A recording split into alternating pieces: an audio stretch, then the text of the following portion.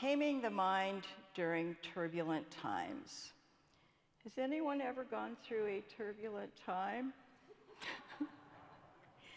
I just want to start by saying this is not a political presentation in any way, shape, or form.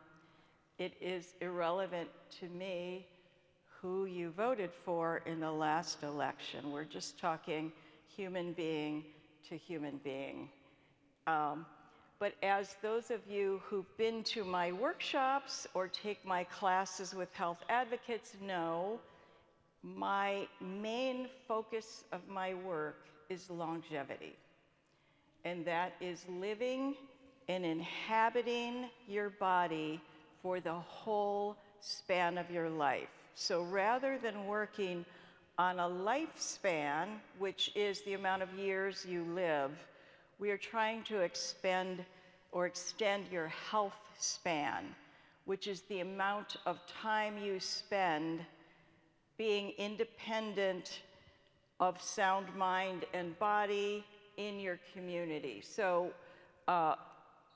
over the past 20 years, I'd say there's been a great deal of work and research done in that area, because originally, if you go back to our parents' time, they started extending the lifespan, but the last 10 to 15 years of someone's life would be spent dealing with comorbidities, loss, that picture of somebody sitting on the porch, rocking, watching life pass by. This generation is having none of it, no intention to go quietly into that good night. So we're all about longevity. And in this particular point that I want to make, because Leslie and I were talking about doing something on the topic of stress, and what occurred to me is that I'm not sure that people realize what living in an uncertain time can do to your brain, literally the structures in your brain. So what we're going to talk about in the beginning is kind of the physical, mental, and physiological process that takes place if you live with chronic, unaddressed uncertainty. And as you're all nodding your heads, I think you know what I'm talking about. It affects so many things, but I'm going to tell you in gritty detail how it's affecting your brain. So let's jump right into it. So this is from Tony Robbins, who you all know as motivational speaker, but really a salesman, but he's correct. Certainty is the need to avoid pain and ideally find some comfort. That is why most basic need we have, it's a most basic need, it's a survival mechanism. We have to have certainty to even function in our daily lives. So when you're feeling very uncertain, you're not sure what bus you're going to take, what decision to make, should I take that trip, can I buy that chair? All of these things are up in the air. It really just stops you, right? So why do we like certainty? People, humans, and really all sentient creatures really dig homeostasis, where even though it might be great, it might, where people say this might not be ideal, but it's right? But it's ours, right? So when we feel certain, when we feel that our lives are predictable, we have less anxiety, because the certainty helps us to feel less vulnerable to the unknown, to a shoe dropping, for example, and we feel confident about planning something. Enhanced control. So knowing the specifics of a situation helps us to act toward our goals and feel like we have some control over the outcome. Survival instinct. So there's a theory that certainty was something that our ancestors used, things that they knew to survive. Streamlined decision making. When we are pretty sure the train is going to come on time. We arrive at the train station 5 when we're pretty sure that the street isn't going to have blown up. We know when to leave, right? Certainty gives us the ability to quick start decisions because we know certain things and we can just do the stuff that needs immediate thought. And emotional comfort. Predictability creates a comfortable setting because we feel more stable. We feel more comfortable knowing what's going on. What does it mean to live with uncertainty? The future is not quite so clear. It's vague. It fluctuates. This might happen. That might happen. The stock market drops 500 points in one day, and it goes up 501 points the next day. We don't feel comfortable because we know that the next day it could drop 503 points. We're not having those feelings of certainty about what the future is going to be. There's a diminished sense of safety that comes with that. Do I have enough money in my 401k? I've been saving for all these years and I thought I had planned it out, but now I don't know what's going on. Or routines, or what we expect. It's challenging to predict or manage toward an outcome because we feel like, as I think it was maybe Eisenhower said, or was it someone in this crowd will know, every time you think you've made ends meet, someone moves the rope. It was maybe FDR, one of those old guys, one of those old president guys. And there's a presence of ambiguity or a constant shifting of the ground beneath you, and this necessity to constantly be adjusting to things without having clarity about what things are. So chronic uncertainty can come from a lot of personal things that happen, a career transition, a health challenge, we just get a diagnosis and we're not sure what that means, job uncertainty, we hear there are going to be layoffs, we're not quite sure if we're going to be affected or our kids are going to be affected, or the housing market is getting bad just at a time where we might need to move, shifting relationships, we're not sure where we are in our relationship. But really, let's talk about the elephant in the room of why I think we're all here.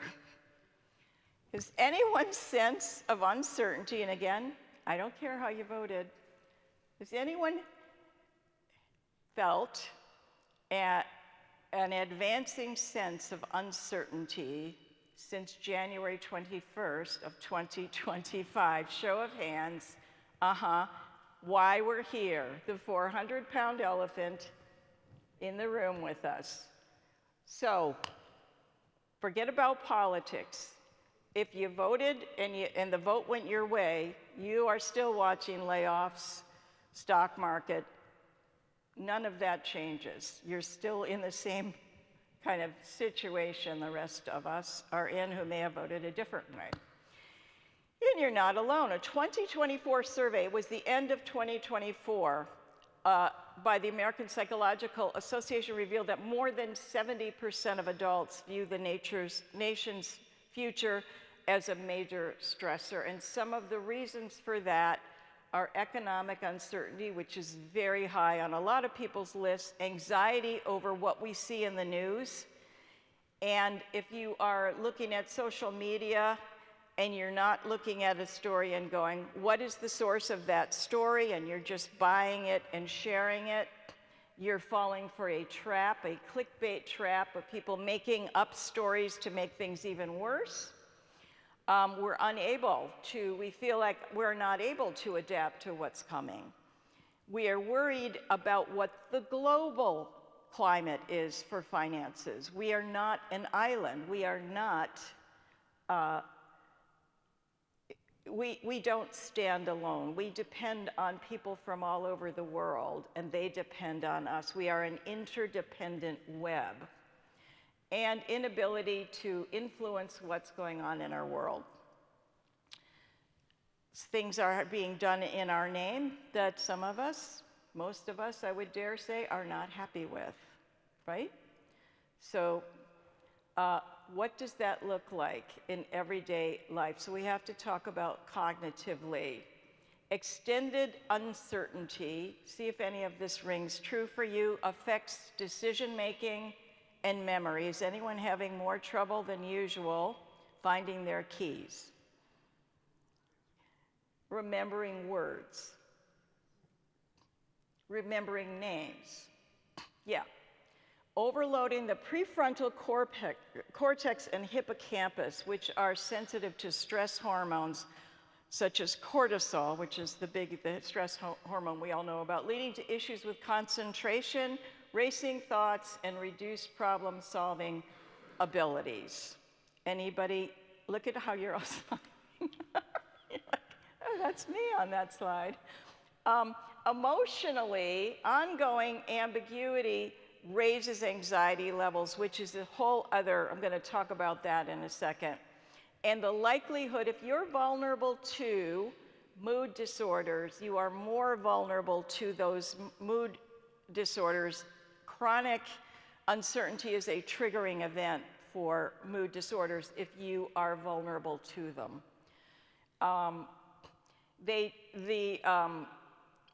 The anxiety, the emotional ambiguity disrupts the neural circuits that regulate our emotional responses, so we're less able to kind of literally roll with what's going on. And there is something called uncertainty intolerance, which you might see if you read about it, UI, or IU, intolerance of uncertainty.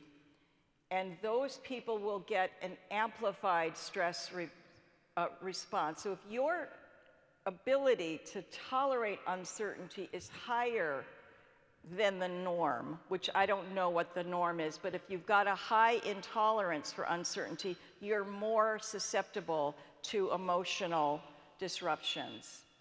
And then physiologically, chronic stress, which is another name for living with chronic uncertainty, exacerbates all cardiovascular risks. So that's going to be heart rate variability, which sounds like it should be a low number, but it's actually a high number. So heart rate variability speaks to your heart being able to hear a sudden thing and go, what?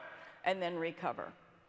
So you can recover to mean. So people who don't have heart rate variability do not have a heart that responds appropriately to what's going on and stays healthy. But other things like blood pressure and hypertension are exacerbated. We'll have a weakened immune system, and for a lot of people, more digestive disturbances and gastrointestinal problems, because the cortisol production combined with the hyperactivation of the sympathetic nervous system, which is your fight and flight response, is kind of a deadly combination for your immune system. What about brain health? So this is what gets very interesting, because short-term effects of living with chronic uncertainty might include dizziness, muscle tension. You might have noticed this. You might not be sleeping as well as normal. Poor sleep is an existential threat to longevity all by itself. Chronic poor sleep is an existential threat to health and well-being. So if you're living with a period of bad sleep, you're also getting more of a perception of stress because you're waking up not refreshed. You're waking up, the world looks just as crappy as it looked when you went to sleep. It's no, you're not fresh. The world doesn't look fresh. And your sleep quality is going to affect your energy and your mental acuity and your mood, and you all already know that, don't you? You do, yeah. Long term, there's more chronic inflammation in the brain, and that's what you need to worry about, because when you have chronic inflammation, your risk of infection goes up, And there are structural brain changes that can happen as a result of all of the stress that's happening, because the phrase that I always get this confused, so I'm either going to say it correctly or incorrectly. You wire where you fire. The brain creates connection based on how you think. And we know that brains have a negative bias. So if you did 500 things right in a day and you did one thing wrong, what do you go to bed thinking about?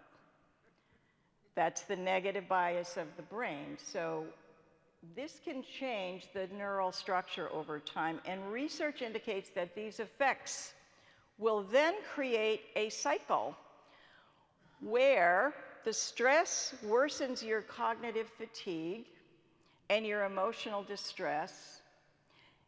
That risks increased anxiety-related health problems. That risks increasing your stress. So there's the cycle that happens in the brain.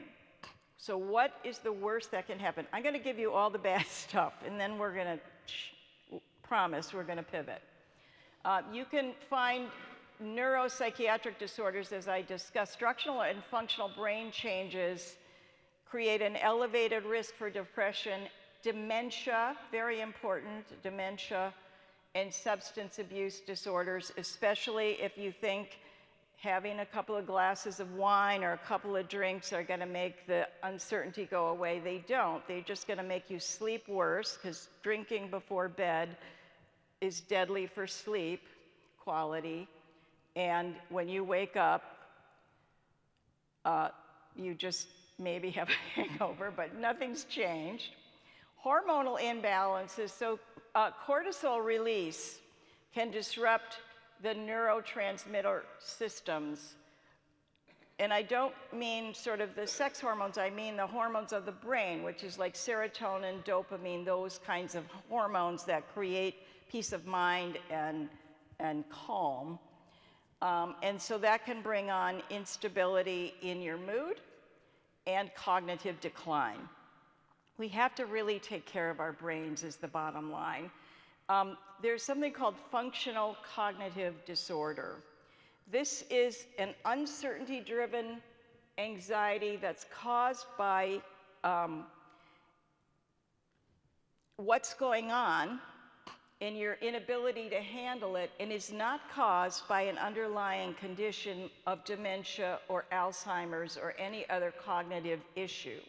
So you can be suffering with dementia-like symptoms and not have dementia, and that is called functional cognitive disorder.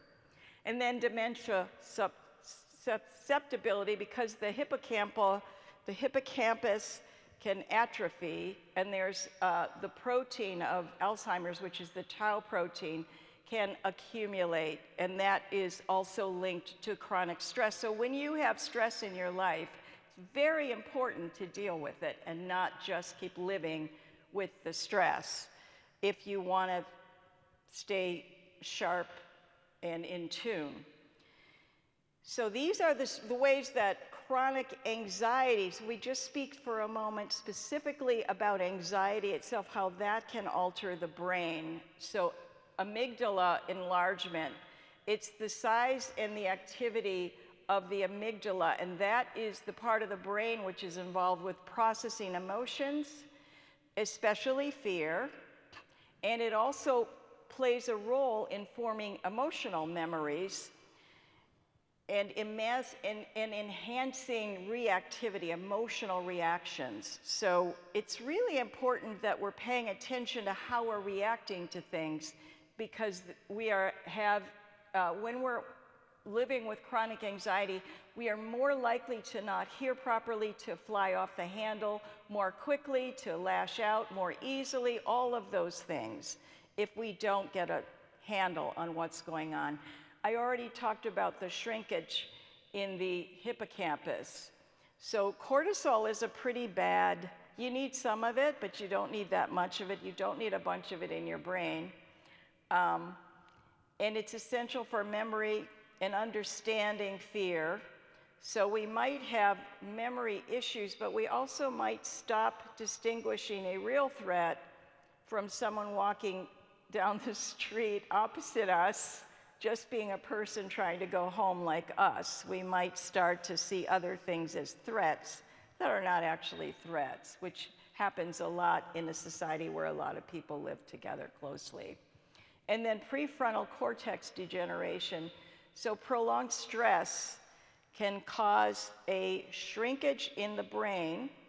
So you're getting lowered volume in the brain, and the dendrites, the little connectors that are sending signals around the brain in the prefrontal cortex. So that will impair decision-making, emotional control, and again, problem-solving skills, our fear of things that we don't need to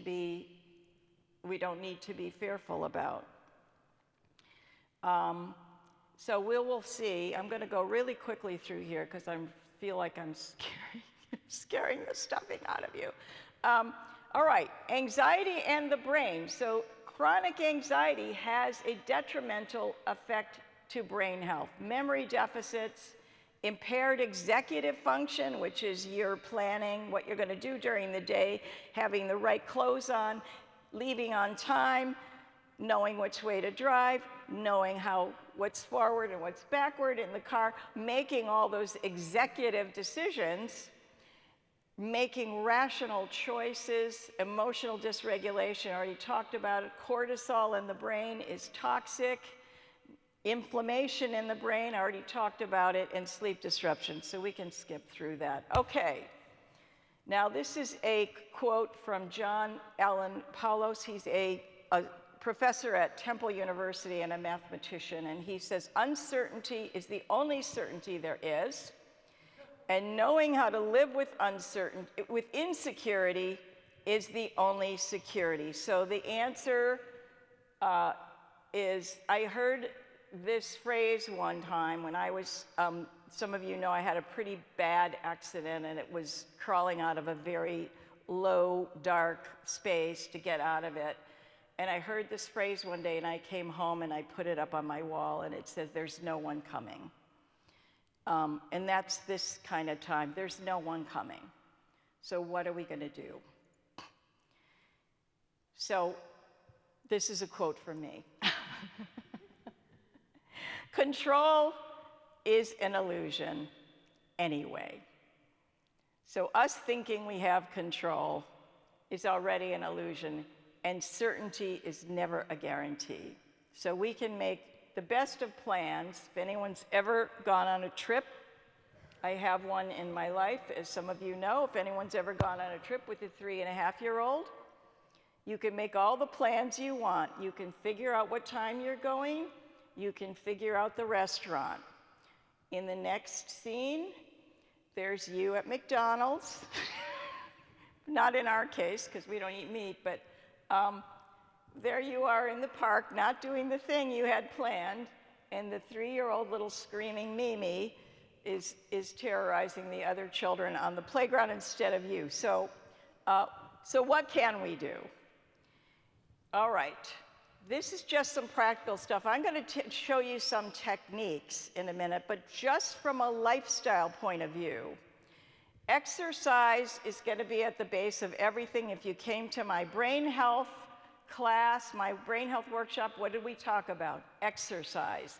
If you come to my bone health, what do we talk about? Exercise. You got to move. You just have to move. Aerobic exercises like walking and dancing reduce the cortisol levels and enhance the hippocampal neurogenesis. So they enhance the reforming of neurons in the brain, especially when you're combining them with mindfulness, which is paying attention on purpose. Sleep hygiene, if you're not getting good sleep, prioritize that, because that is going to affect your life, your whole life. Everything in your life is going to be affected by sleep and stress. So if you're living with a lot of stress and poor sleep, you've got to prioritize those two things. Nutrition, diets rich in omega-3s, which is things like salmon, fatty fish, almonds, walnuts help to stabilize the mood, while limiting sugar intake helps to stabilize blood sugar, so you're not getting spikes. Social and emotional support becomes really important. Shared experiences. If you came to any of my workshops this year, you know that loneliness is epidemic in older populations. It is considered an epidemic. There's a lot of ways to bring people into your lives. I always mention the library. New York, so my daughter and I, wherever we go, we find the library. The library is like the new town square. It's a place where even if you don't have people in your life, you can go to be alone in company. And being alone in company has almost the same effect as being alone with other people, because you're all there doing some common thing. You're listening to a talk, you're looking at books, whatever. Professional help. So for this kind of uncertainty, for this kind of anxiety and disruption, the two therapies that are most effective are cognitive behavior therapy and dialogical behavior therapy, which you'll see listed as CBT and DBT. Those are the two go-to kinds of therapy. Some people still need medication. Some people need medication to help them sleep. If you need medication, you need medication. And self-compassion. So shutting down the critic at a time when you can hardly be criticized for not knowing what's going to happen and being a human being. And yet we do it anyway, don't we? Don't we say, I should be able to handle this better? I should have known that. Why? For what reason you should have known that? Planning and routine. So it's hard to do a big project right now if you're in a state of disruption. So break things down into manageable steps. To-do lists are your friends. Chunking is your friend. Chunking is where you break something down into, if you know your phone number, you have chunked that. You say the area code, then you say the 3 numbers, then you say the 4 numbers. That is a kind of memory called chunking, where you've turned something into kind of a poem or a phrase that you can remember. Create predictable routines the best you can. That's difficult sometimes, but to the extent that you can, go to bed at the same time and wake up the same time, even if it's the weekend. My way that I do that is I go to bed at the same time and I wake up at the same time. But if I'm not working, I go get my coffee and I go get back in bed. And now I'm in bed awake, having my coffee. But I woke up at the same time, so I'm still getting to stay in bed late on the weekend. It's just that half the time I've gotten dressed and I've still gone back to bed and doing my little word games or whatever. And then preparing for multiple outcomes, knowing that you've gotten this far in your life by solving problems, that you have overcome things in your life, and that whatever comes your way, you have the tools to overcome them. So although I don't know what's going to happen, I know that I will be smart enough to figure out what to do. And that's a little bit empowering, so a little bit of self-empowerment. Now let's talk about a couple of evidence-based strategies that are more on the level of techniques for navigating uncertainty. So evidence-based means that there are studies that have been done that have peer review and literature review and sourced and have been adjudicated to be evidence of something. So we can reduce the cognitive, emotional, and physiological toll of chronic uncertainty while we build long-term resilience. Resilience is what you want, by practicing self-care that gives us the ability to disrupt that anxiety loop. So that's what you're going to try to do. You're going to break the loop of anxiety that is that cycle that I talked about. And part of it is mindfulness and present focus practices. So mindfulness, the one you know about is meditation. And some of you did this with me before. When you have high anxiety, how many of us, when we're in a state of high anxiety, are willing to sit down in a quiet room in a saffron-covered robe and put our fingers like this and sit like that for an hour and meditate? And that's what people think of when they think of meditation, right? And that is possibly for anxiety the least effective method. There you are, alone with your thoughts. Awesome. So there's a number of meditation techniques that you can use. I will give you a couple of techniques. My favorite, some of you know this because we did it in here a couple of months ago, is walking meditation. When you are churning, when your head is churning, right? Does anyone know what I'm talking about? You close your eyes to meditate. There's a party going on in there. You weren't invited, but it's like a barrel of monkeys of thoughts that will not shut up. So what do you need to do? You need to get out of your head. The best meditation for me, I've been doing work with clients therapeutically for 20 years, is walking meditation. You cannot get any further away from the top of your head than the bottoms of your feet. It's very simple to do a walking meditation. You can do it anywhere. All you do is walk. That's the first part. Do I have to walk slow? Nope. Do I have to walk like a ballet dancer? Nope. Do I have to walk a certain amount? Nope. Can I do it in my living room? Yep. You just walk, and as you walk, you bring all of your attention to the soles of your feet walking. That is the entire practice. Now you get some bonuses, because if it's a nice day out and it's beautiful weather, you can also do what I call a rotation of the senses. You can take turns. So I'm focusing on the feeling of my feet hitting the ground and transferring weight. And now I'm focusing on the amount of blue colors, how many colors of blue are in the sky today.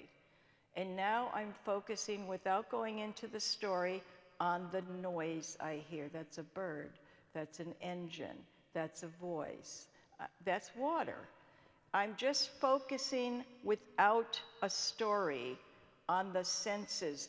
I'm focusing on the feeling of the breeze or the air on my fingertips. I'm focusing on what I smell at this time of year.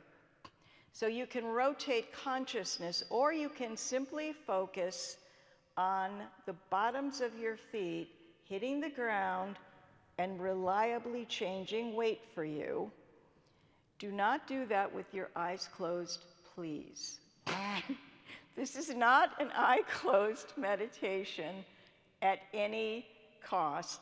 Keep your eyes open and look where you're going.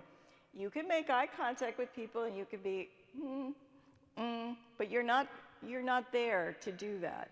So go find a safe place to walk and you just walk. So that's a mindful thing. You are paying attention to the present moment on purpose. And you have a focal point, and the focal point is the bottoms of your feet. So that is the best present focus practice that I know of for anxiety. There's other things. If you go to CBT or DBT, they'll give you other exercises, but that one anyone can do. You can do it in the airport when you missed your flight. You can do it you can do it on your way to the office where you think you're going to get laid off, or on your way back. You can do it anywhere. Am I just the bundle of joy? Am I just giving you so many wonderful things to hang out to? You're welcome. Um, Cognitive behavior therapy. So cognitive and behavioral strategies, that was a good question, because that's CBT and DBT, where they're going to give you exercises to do. I'll show you a couple of examples of things that you might do. And then perspective shifting tools. So I once met a motivational speaker, and he climbed Mount Everest with a fellow who was blind. So he was the trainer, and his client was blind, and they went mountain climbing. They did all these things together. So they climbed Mount Everest, and they came up with a strategy for handling horrible things, because I think you need to be insane, kind of, to climb Mount Everest, and then to do it blind. But they were going to do it, and they did it. They achieved it. And of course, why did they do it? So they could write a book and go on a motivational speaking tour. But anyway, they developed a positive negativity. So they'd say, it's 20 below out, but at least we lost our gloves. It's blinding out, but at least I can't see. So they would think of a way to turn it into a positive. I'm not necessarily suggesting that, but cognitive reframing of a situation. This really sucks, and I'm going to have a very creative challenge. So recently, some of you know this, my brother-in-law, who is an inveterate builder of things, he builds cars, he builds houses, he had a massive aneurysm, and he was supposed to die and didn't get that memo. So now he's in rehab, and I was saying to him, this is going to be your biggest project. This is going to be the biggest building project you've ever done. You've trained your whole life for this. So there is an example of reframing. Instead of, I can't do anything, this is going to be the most challenging project you've ever done. Thank God you built all those cars. So that's a kind of a reframe. So some of the techniques, in addition to what I just told you about the walking technique, anything, has anyone ever heard of grounding? You literally, in the classical sense, take your shoes off and just touch the earth with your feet. But this is a technique that the people who go out to tsunami sites, and they work with the volunteers who dug the bodies out, who have as much trauma as the people who are in the tsunami, what they'll teach them to do is go hit the wall, hit something solid. So when you find yourself losing it totally, hit something solid. I'm on the right side of the earth. You can put your feet in the dirt or in the grass, but you can also just go hit the wall. You can go touch something solid. So that is called grounding, where you're going, I'm on the correct side of the ground right now. I'm above ground. That's good news.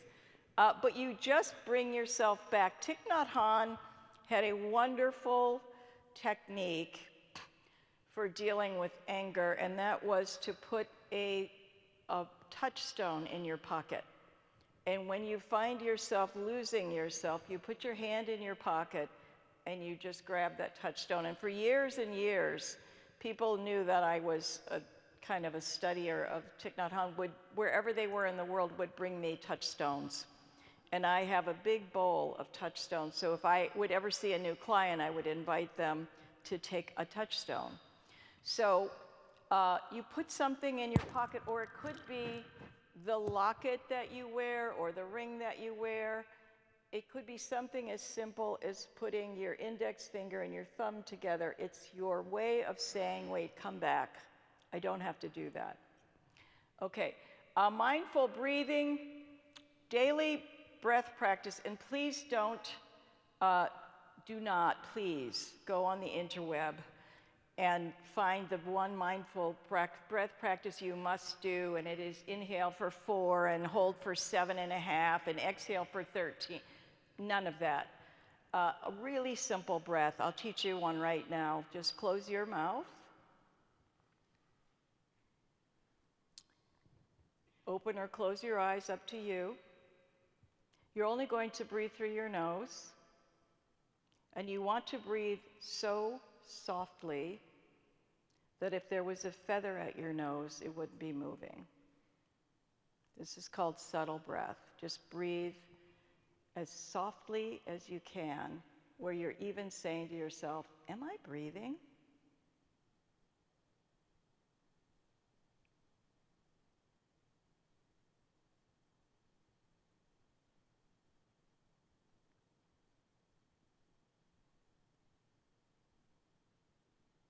If you find your chest moving, try not to move your chest. Try to move so softly that your belly doesn't move, your chest doesn't move.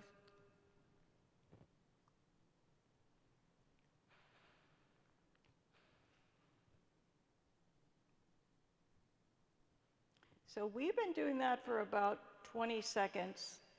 How many people are noticing that they are getting more watery saliva right now?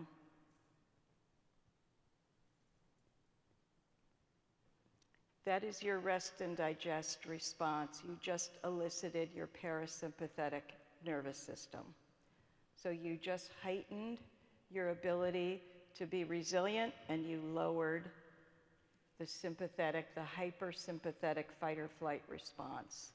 And it's that simple.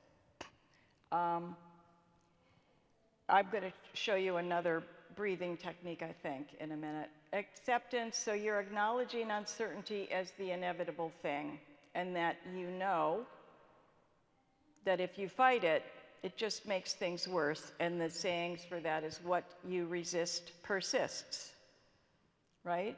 Has anyone ever heard, or is it just me, a chocolate chip cookie talking to them from the kitchen? Is it just me, or have you heard? Has the cookie called? It's calling, and you're going, no, I'm not going. And then what does the cookie do? It shouts louder, doesn't it? Yes, so what you resist persists. And then you have to say, I'm going to give that cookie 20 minutes to shut up. And then if it's still shouting, I'm going to go eat that cookie, but usually it isn't after 20 minutes, or I don't know, because I've never, no, I'm kidding. Anyway, that's that. Now, cognitive reframing is where you're going to say, I have the ability to rethink what's going on.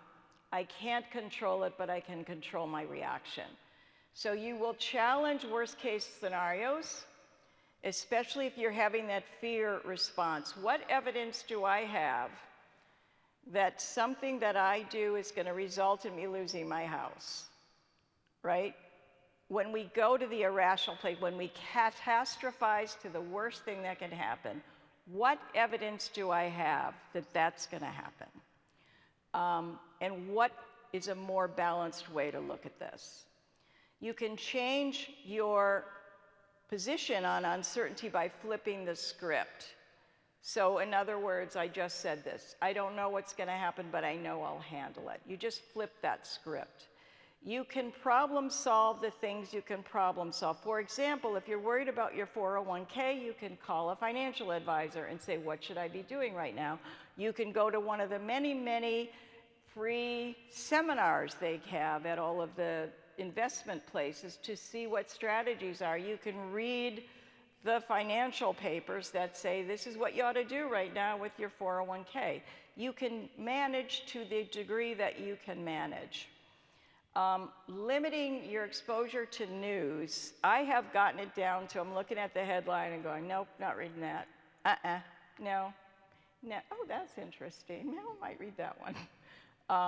But limit the things that you know that the people who publish, and I used to be one of those, are publishing things that they think you will click on and pass on.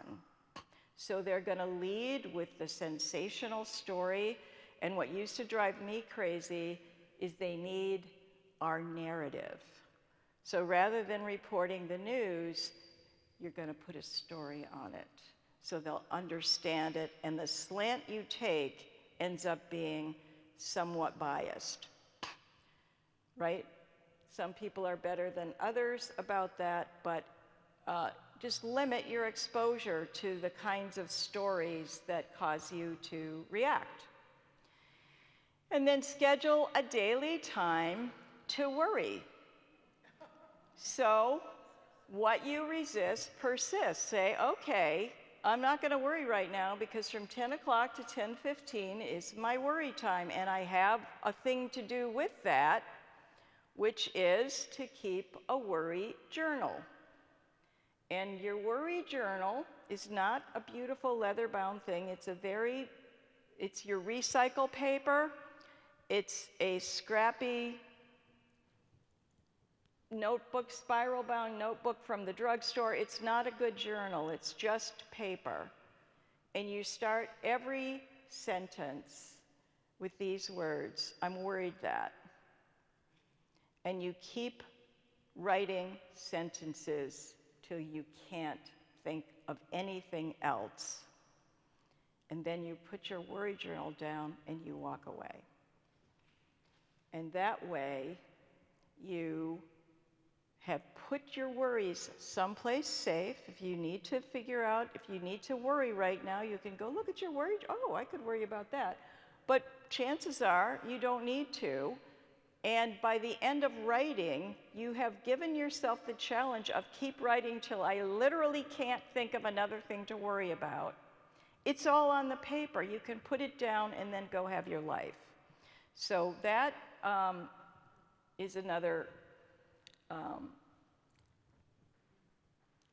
So on that same line, so the anxiety journal is at the bottom of that list, is a gratitude list. So the flip side of that, and this is a great thing to do when you're not able to sleep. You could keep this on paper, you could write a gratitude journal, but what's really great is when you can't sleep to start a gratitude list in your head of all the things you're grateful for, and just see if that doesn't help you to go to sleep.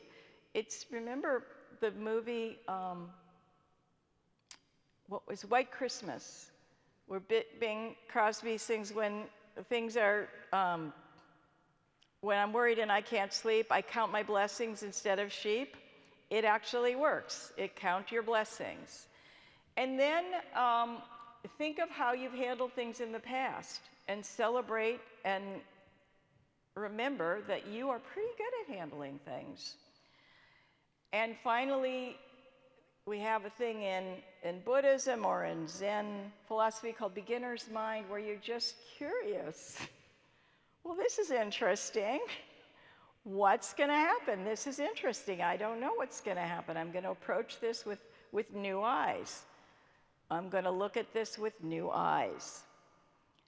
So here's 3 techniques that are pretty useful in the moment where you're having anxiety.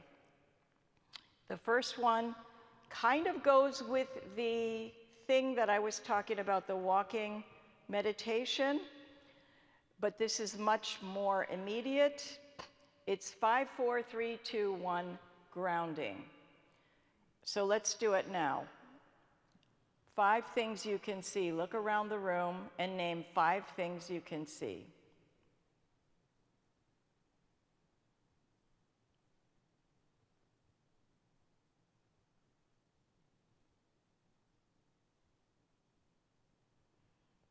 And now touch 4 things. Look for 4 things you can touch.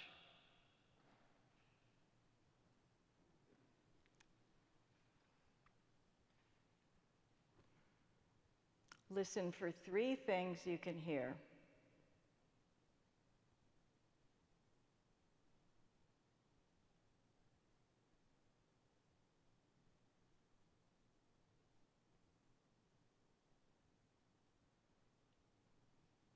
Two things you can smell.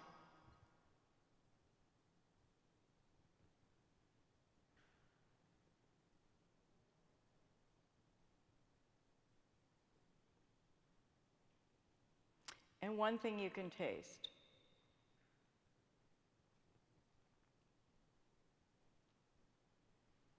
Now, do you feel a little bit calmer than you did when you started that?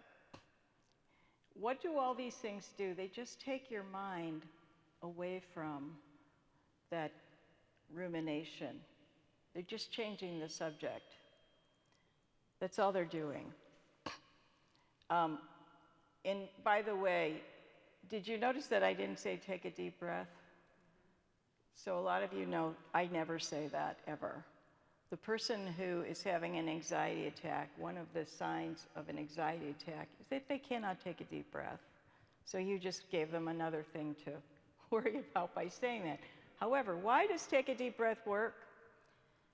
If it works for a minute because you're stretching the intercostal muscles, but it doesn't work. It doesn't really help anxiety, but what it does is it changes the subject. It takes the person's mind off what they were thinking. So any breath, the breath that I just told you, the 5, 4, 3, 2, 1, this breath, the box breath, is a healthy breath. It's not a big breath. So a big, deep breath is over breathing, but this breath is called a box breath. And I'm going to give you 4 counts, but you're counting. So it's on your count. You're going to breathe. So breath has 4 aspects: inspiration, retention of breath, expiration, suspension of breath. So you inhale for 4 counts on your count. You count to 4 and you pause the breathing. You don't, you just stop and hold the breath in for 4. You exhale for 4 and you pause for 4. And the thing is, it's your count of 4. So if you're counting 1, 2, 3, 4, that works. If you're counting 1, 2, 3, that works as well. I will say, the slower you breathe, not the bigger, but the slower you breathe, the more relaxing the breath.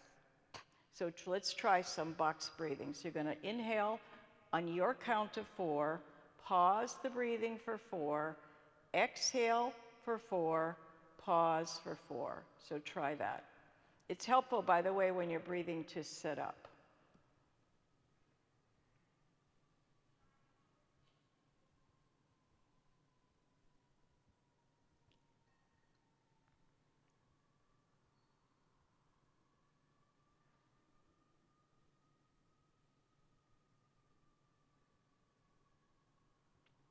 It's also helpful, in addition to breathing slowly, remember the subtle breath we did? Make the breath as shallow as you can. And by the way, if 4 doesn't work for you, you can do 3 or 2.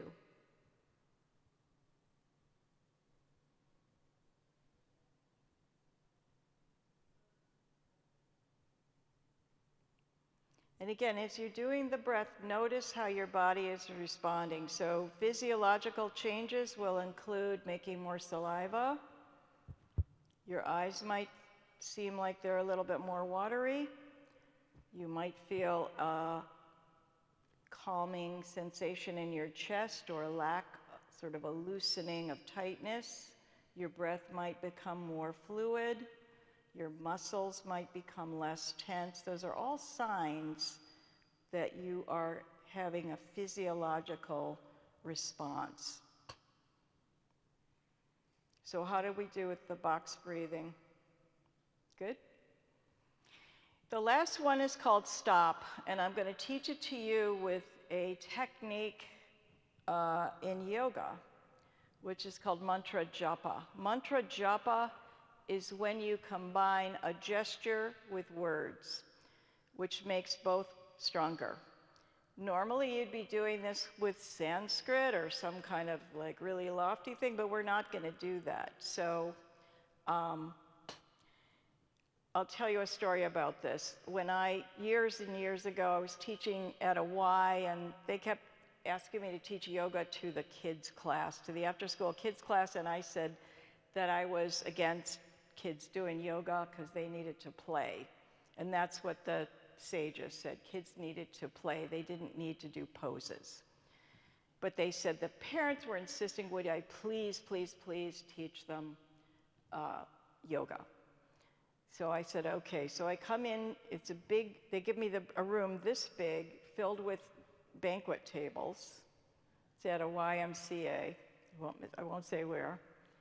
Filled with banquet tables, and people coming in and out, and it's noisy as all get out. So I turned off all the lights in the whole place, and I only lit one small corner of the room, and I moved the furniture out of that small corner of the room, and the kids come in, and I immediately know why their parents wanted them to learn yoga, because they wanted me to fix them. Because I had a girl who would only sit under the table. I had a boy with Tourette's. I had another boy was twitching everywhere, except if I would put my hand on his body. I had a boy who couldn't sit still. I had a boy circling the ceiling somehow. They just sent me this group of kids who were crazy. And one day I'm looking at the kids, and I just stopped looking at this kid, and I just started looking at the energy. And I said, this is a room full of small people who left their house probably at 7 o'clock this morning, got on a bus. It's almost 5 o'clock. They've had people telling them what to do all day long, and some of them already have a problem sitting still. So I called them together and I said, hey kids, I got a question for you. Have you ever wanted to do something and you couldn't because, it wasn't time? Or, for example, did you ever feel like, man, all I want to do right now is go home? And they were like, yes. Now they're listening. They wouldn't listen to a word I was saying, but now they're listening. I said, did you ever wish you had some way just calm yourself down when you're feeling, I don't know, homesick or tired or aggravated? Yes. I said, all right, let's talk about this. So what you really would like to do in those times is go home. Yes. Tell me what is home? What does home mean to you? What does it feel like to be home? And I got 4 words from them, okay? And I did with these children who were 8 to 12 years old, the most sophisticated yoga practice there is, called mantra japa. So we came up with 4 words: cozy, comfy, safe, happy. Those were their words: cozy, comfy, safe, happy. So they're learning the words and they're learning the fingers. Okay. This might be tat, sat, ram, lam if I was doing yoga, but we were doing cozy, comfy, safe, happy. And then I said, now I want you to say it louder and louder and louder till it's really, really loud. And then I want you to say it softer and softer and softer and softer and softer until the only person who can hear it is the voice in your head. And you're just doing that. So they did it. And they brought it. So you're going to take it out into the world, then you're going to bring it back into your head. And in the end, and then no one can even see it.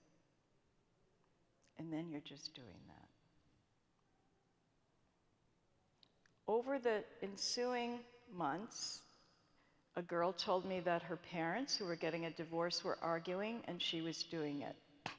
A boy told me he was being bullied on the bus, and he was doing it. So I heard from these children that they were using this technique. So I'm going to give you 4 other words. So this is a cognitive behavioral technique, but I'm adding the gesture. And the reason is, you can't always say the words, but at some point, this means the whole thing. This is that touchstone. So the phrase is stop. Stop, take a step back, observe, pause. So you find yourself getting very reactive. Stop. Take a step back. Observe. Pause. So shall we try that? By the way, I have many adults who use Cozy, Comfy, Safe, Happy, just so you know. You can use that one if you want. Okay, we go. And you're doing this in your head. Stop. Take a step back. Observe. Pause. The best friend of anyone with anxiety is the word pause.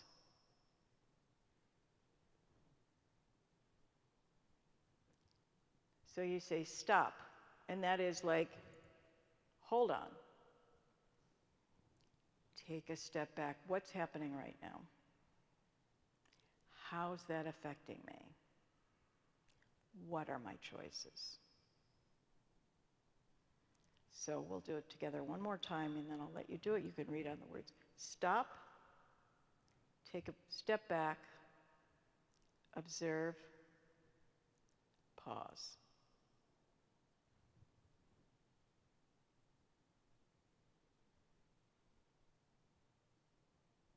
So after a while, I could be doing that.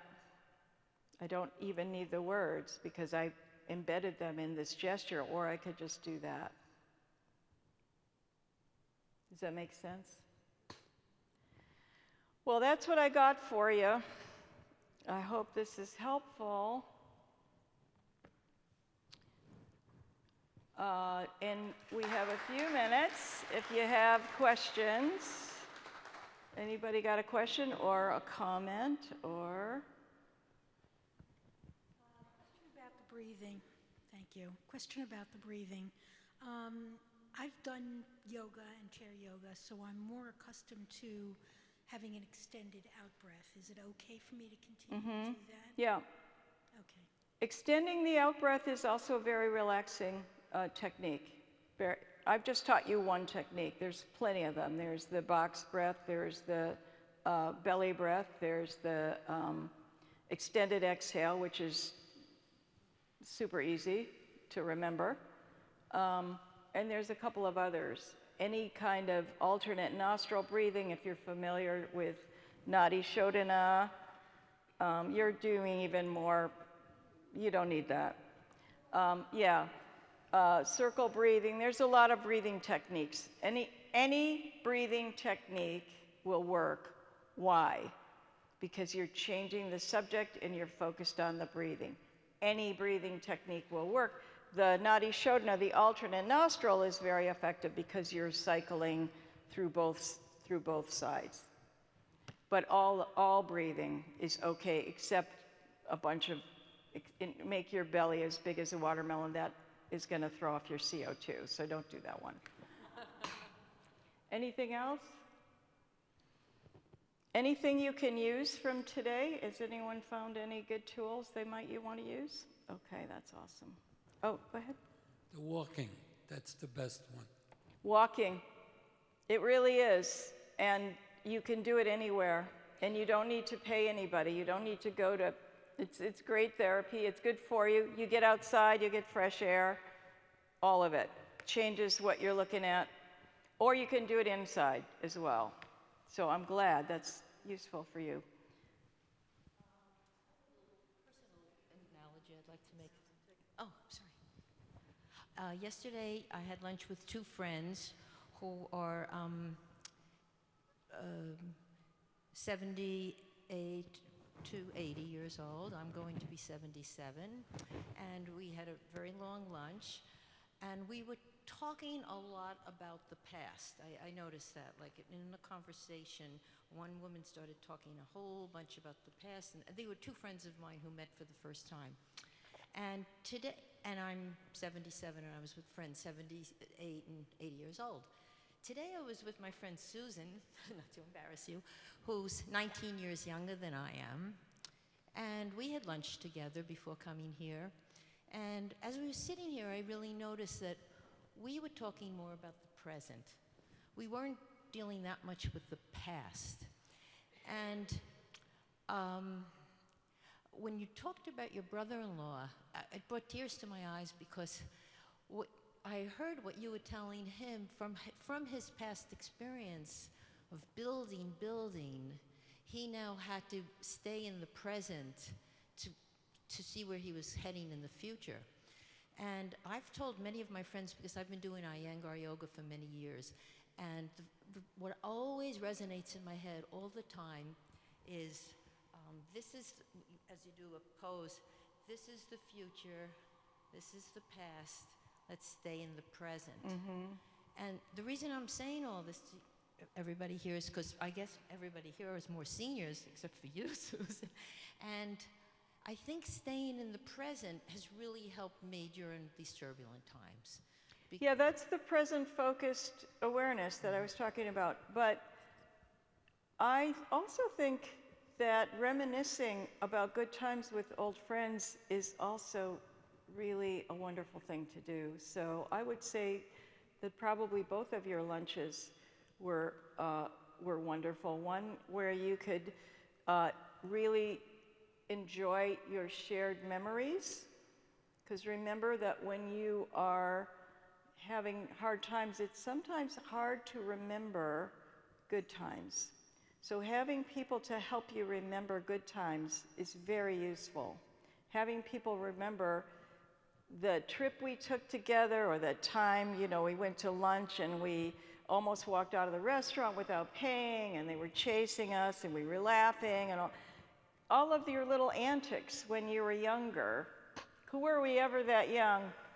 Those help us, and they also help us to remember that we have lived really rich, full lives, and we've gone through a lot of things together. So both of those are helpful. But when you're doing a specific technique around coming out of chronic anxiety or uncertainty, you want to be in present-focused awareness and mindfulness, because you want to be aware of what's going on and how you can stop this moment and how you're reacting. So I would say in general, the social aspect of getting together with old friends and laughing about how could we have done that, and what were we wearing, and look at your hair. Do you remember that rat nest you used to wear, or those pants that you had, the big bell bottom? You know, those kinds of memories are priceless. And when you're not in present focus awareness and you're allowing yourself to go to the worst possible place, it's good to go be right here in this moment. What's going on right here in this moment? And be in the present. So I think there's a good place for both of those. You probably had a really fun lunch with your friends. Yeah. But tapping into joy that you've had in the past is a really great way to remember that you know how to have joy. Two things. One, that whole idea of is this a fear or an anxiety that has a basis in reality? I find that I'm answering yes to that question more often these days. That there are things to be afraid about. Yes. That are quite serious. And so one of the things that I do is, well, where are my islands of safety? Yes. As I'm navigating those serious fears. That's one, so I offer that up. Where are the islands of safety, the connections with good friends, you know, things like that. And the second thing is, I have noticed for myself personally, I'm waking up from deep sleep more often. And my prefrontal cortex is definitely offline. and so sometimes I have to get up out of bed, and I thank you for the idea of making a gratitude list, or even walking in my apartment, because my temptation is to go to my phone Yeah. and doom scroll, which Yeah, is not yeah. helpful at 2 in the morning. Guys, if you have a pet, when I had a huge kind of life-altering accident that took 2 seconds 25 years ago and was the source of many years of pain and rehab and all of that kind of stuff. And so that was the end of sleeping well for me for many years.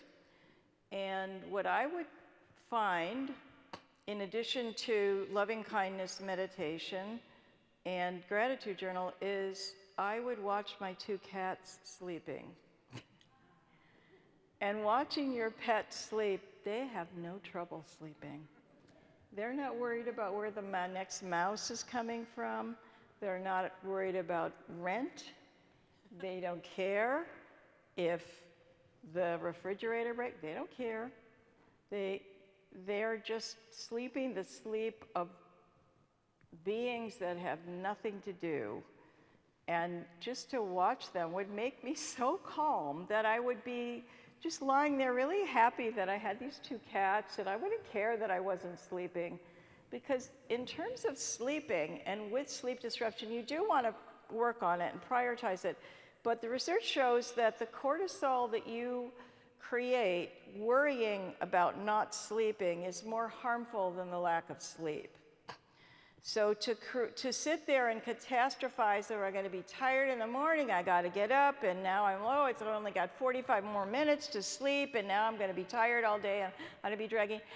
That wakes you up more, but it also produces more stress hormone than the lack of sleep. So if you can just rest and do your gratitude journal, do your box breathing, watch your dog or your cat sleep, listen to your spouse snore, it's all good. I find that laughter is a good thing. A lot of times I talk to my daughter in Arizona, and we'll talk about things that happened in the family when she was growing up. And there are a lot of funny experiences. But there's one thing she always got me laughing. She had a husband who had this beautiful car, and he went out and it started raining. He was so furious that he got his car caught in the rain. When she told me that story, I said, "Is he nuts?" And I started laughing. Every time when we talk, sometimes she says, "It's raining outside." Don't you think we buy a car so we won't get wet when it's raining and the car will get wet? That's awesome. Well, guys, thank you very much for your sharing and your attention and for coming and for supporting the work of Leslie and Peter and the church. Thank you, Lynn.